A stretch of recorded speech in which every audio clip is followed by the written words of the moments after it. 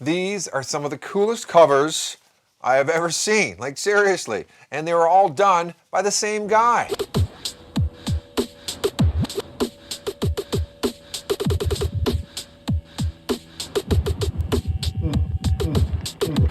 These are 4 10-inch records from the American Recording Society. Just fantastic works of art. These 4 records are ARS 6, Symphony No. 4, Opus 34 by Howard Hanson. This one released in 1951. Very simple front cover, split into 4 corners, Symphony No. 4, rather fitting. The American Recording Society Orchestra, Dean Dixon, conductor. 200 Years of American Music, American Recording Society. Typical back cover for early 50s, just text on a white background. Symphony No. 4, Opus 34 in bigger, classy-looking text. One of the noblest works ever written in America. Wow. This one's ARS 11 from 1952, The Black Maskers, Roger Sessions. An orchestral suite in 4 movements. On the bottom is where they have the logo this time, American Recording Society, ARS. 200 Years of American Music on High Fidelity, Long Playing, 33 1/3 RPM.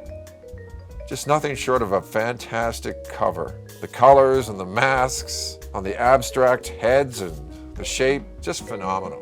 Then ARS 27, this one released in 1953. 3 Places in New England by Charles Ives. A rather simple cover, kind of a sun beaming, star cascading color, psychedelic sort of look for 1953. That's kind of cool. Again, the American Recording Society Orchestra, this time Walter Handel, conductor. Concerto for Violin and Orchestra. And this is one of my favorites, ARS 30, Bernard Rogers, Leaves from Pinocchio. Just an incredible cover.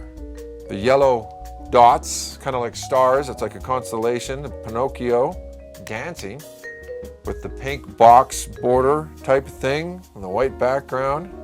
That is definitely art on an album cover. So the American Recording Society was founded in 1951. This is one of the first releases, ARS number 6.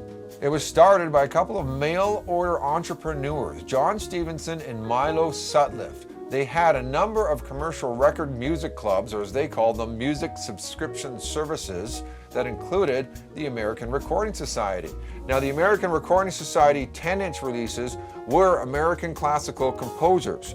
They're all performed by the American Recording Society Orchestra. However, it was later learned that the American Recording Society Orchestra was a hand-picked band of musicians from the Vienna Symphony Orchestra. The American Recording Society would send composers over to Vienna and record these symphonies with the Vienna Symphony Orchestra. So the 10-inch classical releases from the American Recording Society, or ARS, all featured the same label, the red color with the American Recording Society logo around the top, LP there, produced expressly for the American Recording Society by the Ditson Musical Foundation. The American Recording Society, a not-for-profit organization, but it was set up, founded with help from the Ditson Musical Foundation at Columbia University, which began in 1940 and is still giving money away today. You can apply for a grant funding from the Ditson Musical Foundation at Columbia University.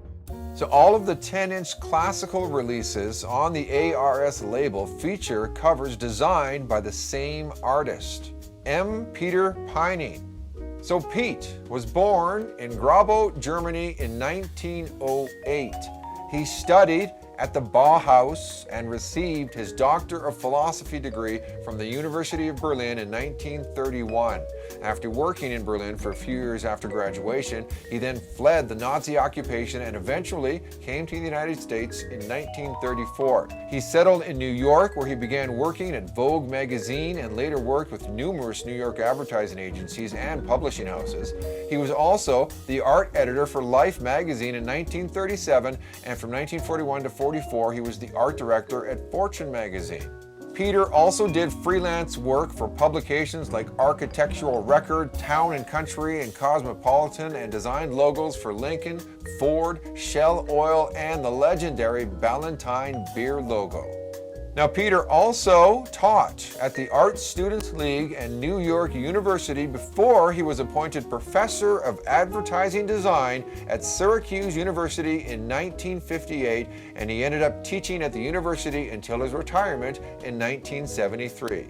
A legendary artist producing some legendary album cover art.